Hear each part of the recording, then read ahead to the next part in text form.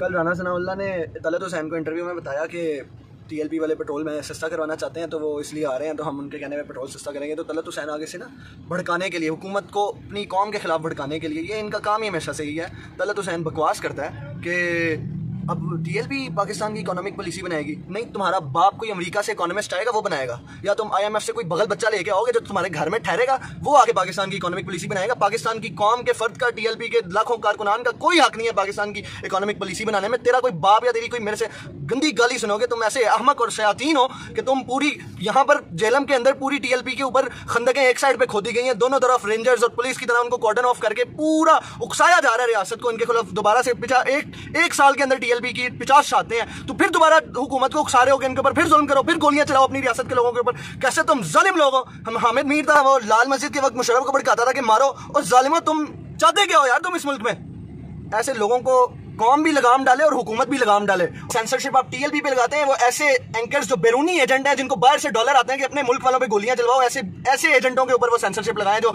TLP के media को रोकने के लिए लगाते हैं। पाकिस्तान जिंदाबाद, इस्लाम पाइंदाबाद।